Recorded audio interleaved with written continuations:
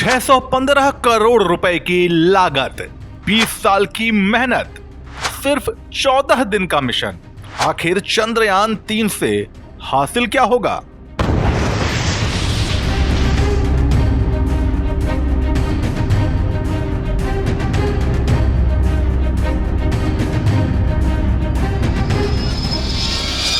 चार साल बाद भारतीय अंतरिक्ष अनुसंधान संगठन यानी इसरो एक बार फिर मिशन चंद्रयान लॉन्च करने जा रहा है। यह मिशन अगर सफल रहा तो अमेरिका, रूस और चीन के बाद भारत ऐसा करने वाला चौथा देश बन जाएगा।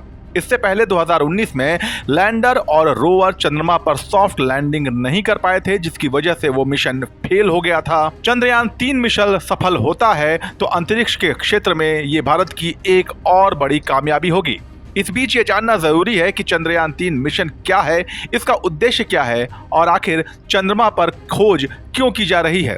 चंद्र मिशनों से भारतीय नागरिकों और पूरी इंसानियत को आखिर हासिल क्या होगा? 14 दिन के लिए 20 साल मेहनत।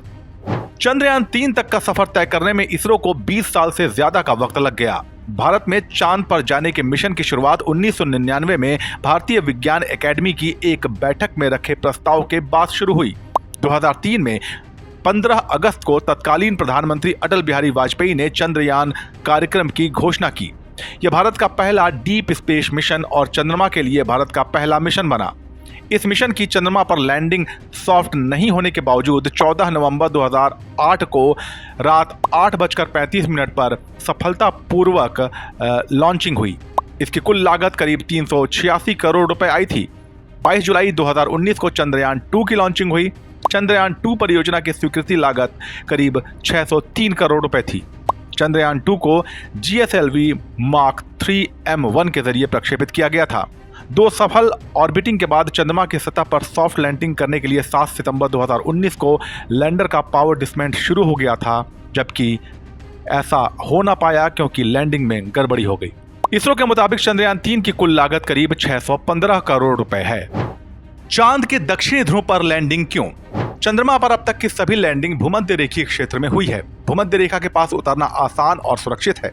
इस क्षेत्र की सतह चिकनी है, खाड़ी ढलान लगभग न के बराबर है, पहाड़ियां और गड्ढे भी नहीं हैं।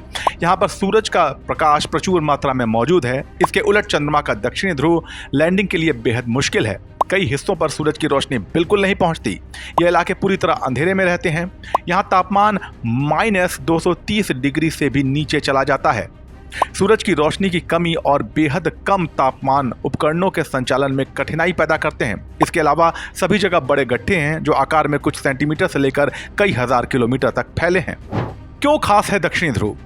इस क्षेत्र में गहरे गड्ढों में पर्याप्त मात्रा में बर्फ के अणुओं की उपस्थिति के संकेत हैं।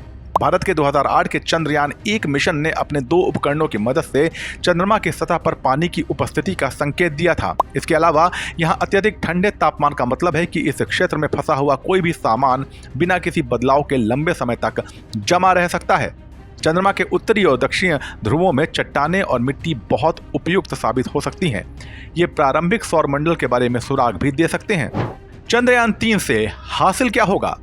चंद्रमा, पृथ्वी और ब्रह्मांड की बेहतर समझ के लिए ये खोज बेहद जरूरी है। अगर ये परीक्षण सफल हो जाता है तो भारत को दुनिया के सामने अपनी क्षमता को दिखाने का मंच मिल जाएगा।